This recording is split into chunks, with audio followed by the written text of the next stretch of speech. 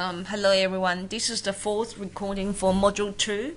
I just want to explain what goals, objectives and strategies are in our all planning document and their relationship toward the needs and problems we identify and how it guides the determination of the long-term and short-term benefits that the plan will produce.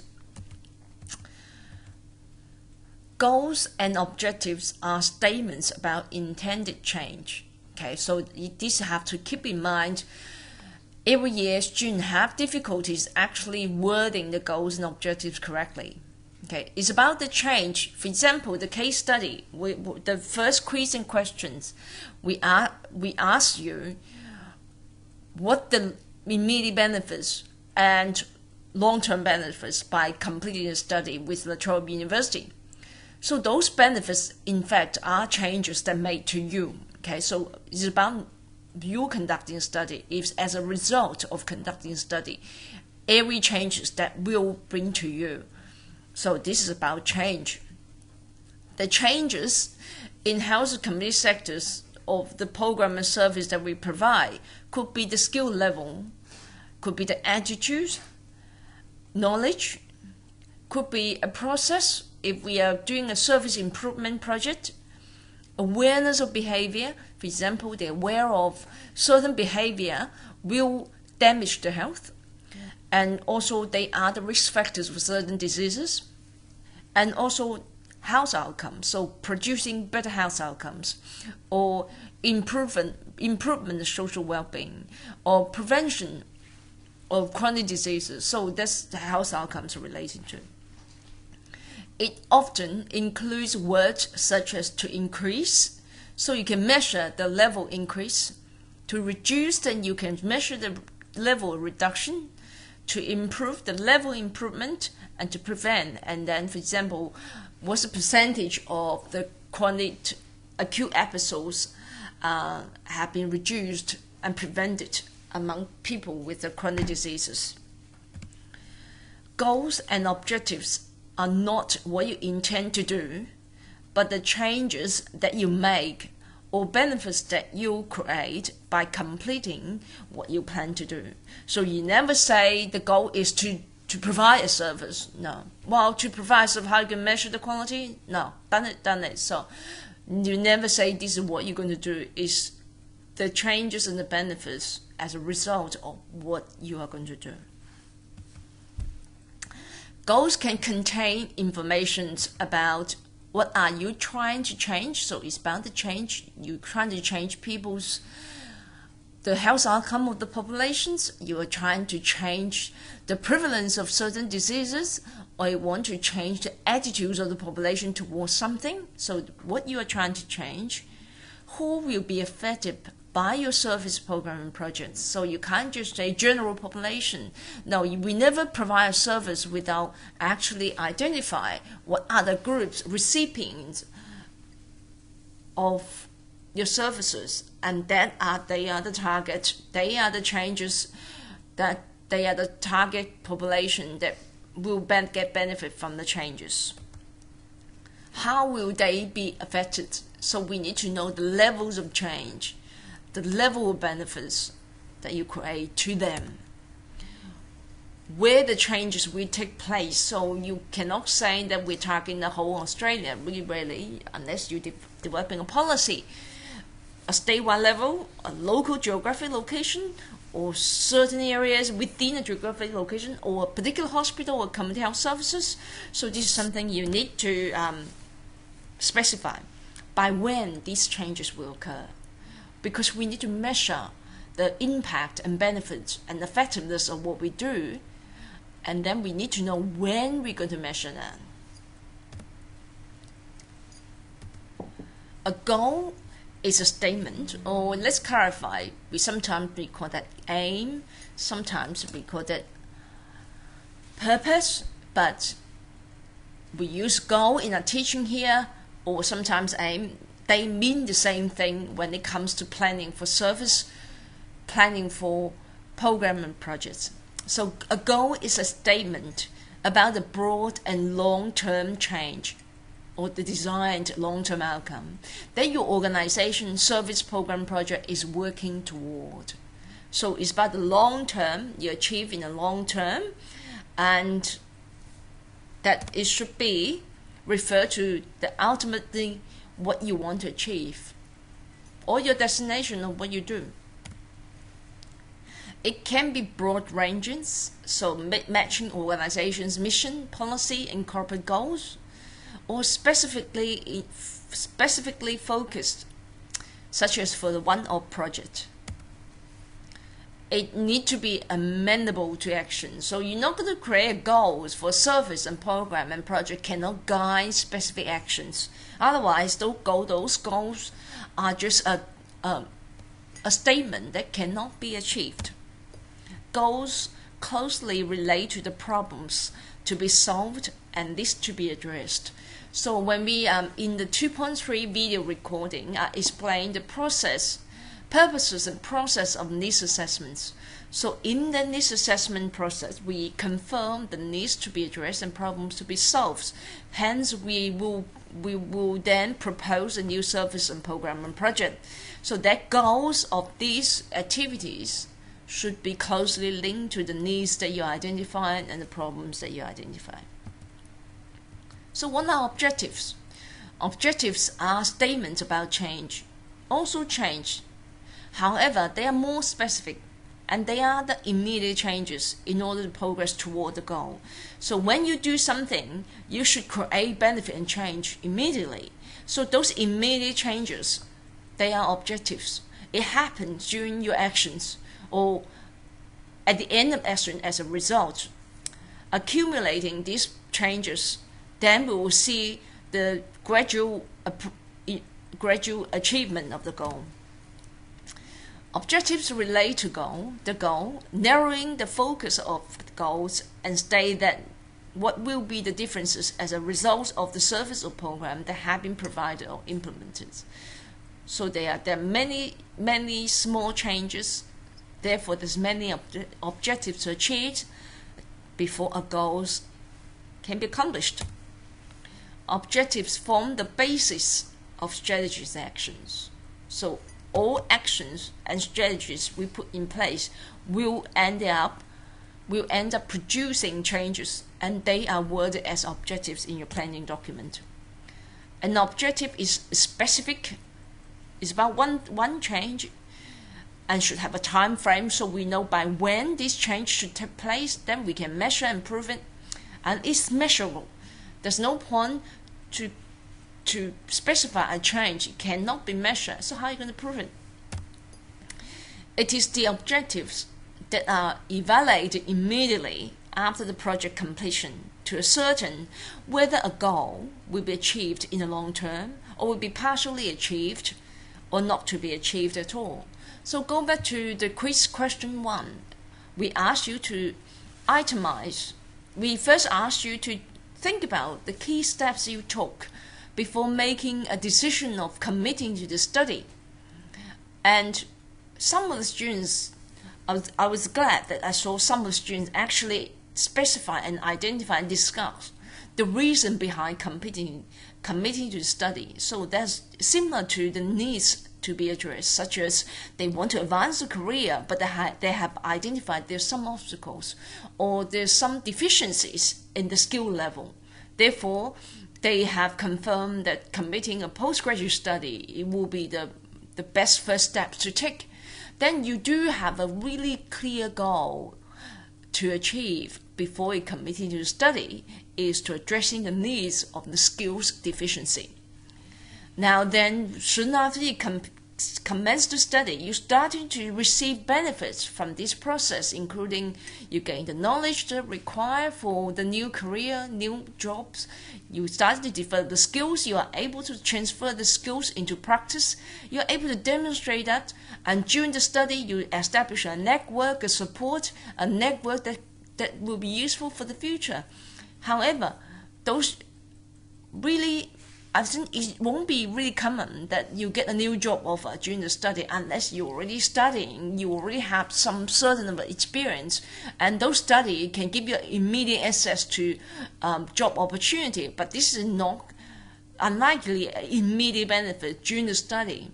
But after a while, after the completion of the study, by getting all these benefits I just named, you're starting to have a door open to you. That will be advancement in your career and new jobs offer, including many students mentioned better salary, and also they have a higher level power to make a difference to the health system. So this is much longer term. So you need to differentiate what immediate benefits and the long-term benefits. Regardless of what they are all directly related to the strategies that you're going to implement. So they are related to the project itself.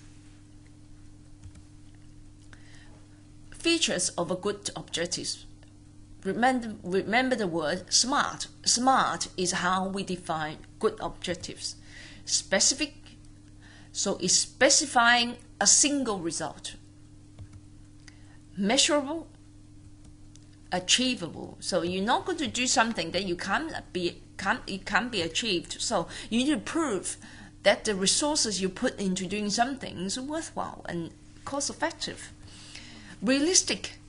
We're not doing something that not only can be achieved, but impossible to implement. For example, if you're given $100,000 and to just improve the awareness of people in diagnosed with diabetes 2, in how to monitor adopt a good diet, improve the physical activities, and also monitor the symptoms. Yeah, this is feasible in doing that. And also the way of doing that, including some media campaign, giving out information brochures to people newly diagnosed or holding workshops. That's realistic in doing that within that resources allowed. But if you are aiming at in 1 year's time, and everyone diagnosed with diabetes number 2, and will not have to have a visit to the GP because they have the confidence in managing the conditions, in adopting a new style, a new diet, and committing to physical activities so that they can take full responsibility of the illness control. I think this is not realistic planning, because there are always people that in need of more higher level support and monitoring because of different educational level and background. And it's time limited and timely. So within certain time frame, at least within what the project, before the project's wrapped up, it fit into high level organization objectives. Everything you do under the umbrella of the organization should contribute to the organizational strategic directions. So it's worded in the way is comprehensive enough for people to understand. So this is just the example. First, to reduce the adverse events in Wonderland Health Service in the next 12 months by 20%. So a clear one single result is reduction of adverse events. Measurable, yes, 20%. You can just compare the previous percentage of adverse events and then the percentage of adverse events in the same within the same length of time in the next, for example, compare the last 12 months and for the next 12 months. Geographic location, yes, within Wonderland Health Service timeline within 12 months. Achievable, yes, if you identify reasons that led to the adverse events in the past year, then you address those reasons. So the project is addressing those reasons, then it's achievable and realistic. To increase the involvement of consumers and significant others in the planning, delivery, and evaluation of mental health services within 24 months by 10% compared to the previous year. So this is comprehensively written. You understand exactly what the change will be, time frame, within what population those changes will take place. To improve the skills of 70% of health service providers in the Wonderland district in managing mental illness within 24 months. So this is the same. Population is clear, the scales of change clear, the time of change required is clear, and the timeline is clear. The last one, to improve the referral pathway between inpatient and community-based services in the southeastern region of New South Wales. So the change is clear is improve the referral pathway. So more referrals, clear referrals take place, and target population is clear, locations clear, timelines clear. What is not clear is the scale of change. However, this is not an easy measurement. So this is likely is a goal of the project. Will have small changes to take place before we say the improvements made. So in the evaluation planning, the plan, we will specify a number of indicators that can be quantified to demonstrate such improvements. Okay, so if this is a goal, if there's specific indicators included in the evaluation, and these will still be acceptable as a good goal. So what's the relationship between goals and outcomes, objectives and immediate changes? So and the needs and the goal and the outcomes. So needs define what the goals should be, what the long-term outcomes that the project service produce. So needs are addressed, problems are solved through achieving the goals of the service program project by creating the longer-term immediate benefits and the longer-term benefits. So we identify the needs, then we have a program service in the language of goals, objectives, strategy, and resources to define what we need to do. Then we will have a service provision that through using the resources, completing the activities, we produce output. Then the outputs led to the production of immediate benefits and our long-term benefits. Ultimately, the goals achieved and the needs addressed. So this is how we understand their relationship.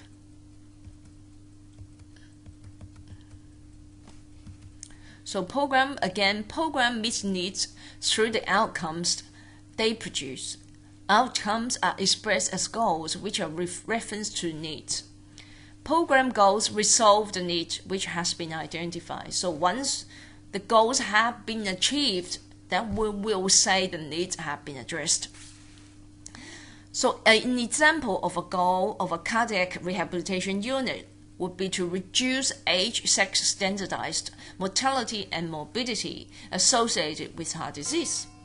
Well, the unit is ongoing, therefore there's no time frame in this goal. However, in your implementation plan, you might have an annual target, every 2 years, 3 years target. So it will have a specific program and project plan for that unit or for that service. An example of a goal for a primary care psychology service would be to reduce disability and distress associated with psychological conditions amongst patients. So the relationship between objectives and impact. So we're saying that impact, in our teaching, impact refers to the immediate term benefit or short-term benefits. Outcome refer to the long-term benefits.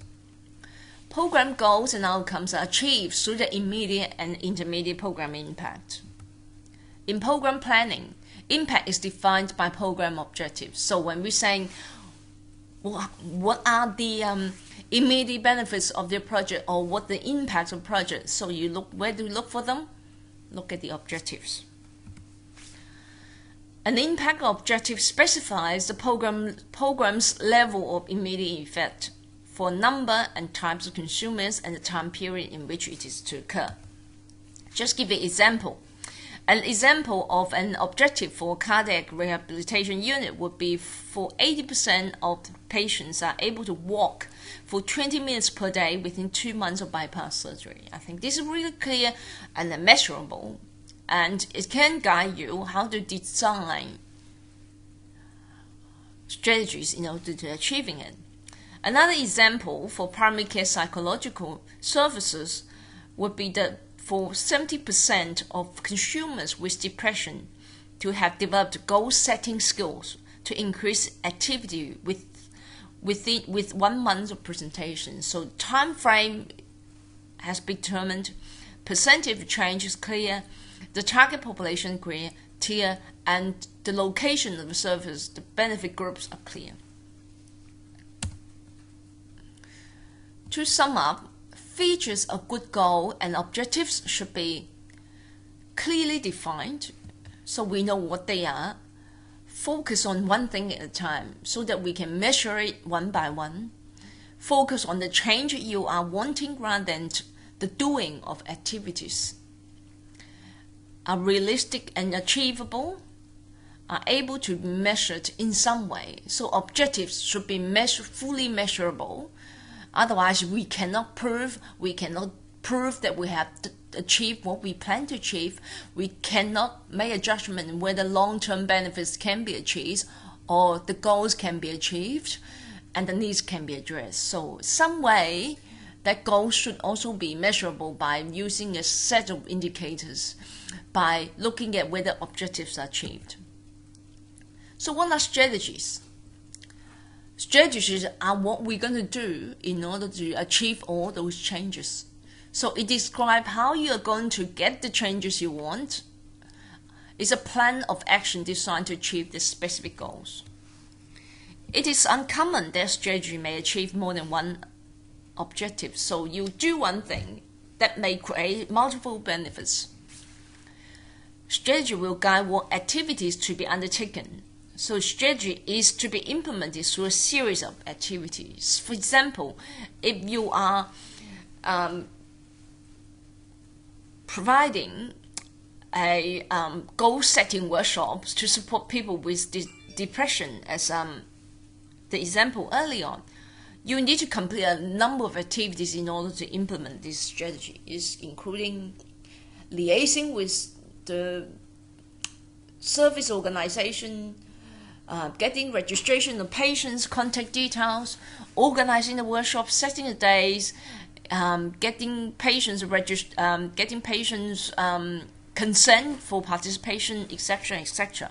So one strategy of providing goal-setting workshops that indicate a series of activities to be completed in order to fully implement the strategy, and then it will create the benefits of the patients who are attending the workshop will have goal-setting skills, develop goal-setting skills. Strategies are best when based on evidence of what works. So there's many ways that you can try on in addressing the problems. What are the best ways? So that's why we need to have adopt an evidence-based approach, and that's why we need to have a needs analysis so that we can identify all possible strategies and that's been tested in consideration of the specific groups you're targeting and the limitation. Then you determine what would be the best approach. Collaboratively devised. So what is strategy in relationship between strategy and output? Program outputs are the level of service product generated by a program to achieve impacts. So strategy is something you have written in your planning document. Eventually, by implementing these strategies, then you produce the service, generate some impacts. Program strategy describes the collecting activities and outputs to be produced by the program. The activities outputs should be directly related to the objectives and should specify the quality of the service experience for consumers. For example, a strategy for cardiac rehabilitation service is to provide an outpatient cardiac rehabilitation program in accordance with best practice guidelines produced by the Department of Human Services for 500 patients who have had coronary artery bypass surgery per year. So it not only specifies what to do, how many people we're targeting, also specify the quality. So is to in accordance with the best practice guidelines. So we need to test whether the best practice guidelines have been followed. So another example of a strategy for primary care psychology service would be to provide individual counseling sessions to 100 clients per year with depression. So what to do within what time frame, and the scale of the outputs is already been determined. It's 100 clients. So what's the level of quality? Then you need to look at the quality of the counseling session provided, the satisfaction of the patient who received the counseling services, and also the type of patient that received the services are the type of patient that we're targeting. So the services, in fact, targeted the right people. So to recap what project strategy should be, it should base on evidence of what work, and is actionable, and it should be feasible and easy to implement, and is sustainable. Sustainable means some of the activities that you propose can be implemented throughout the life of the project and the service. And even when the project has been wrapped up, some of the action can be continued by building up sustainability consideration in the project design.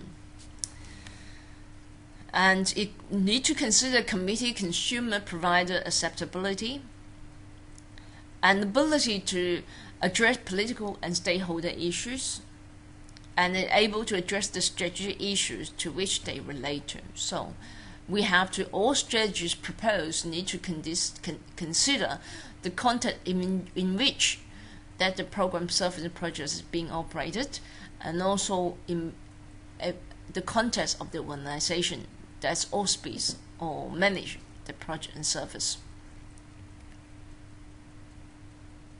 So how are we going to select strategies? There might be many ways of doing that. We select the one with the highest impact on health improvement, continuation of care, which are cost-effective, and also affordable. So if it requires capital investment or recurrent funding requirements, they are affordable to us. So this information will come from what we have found at the needs analysis. So this is just a short presentation of aims, objectives, and strategies.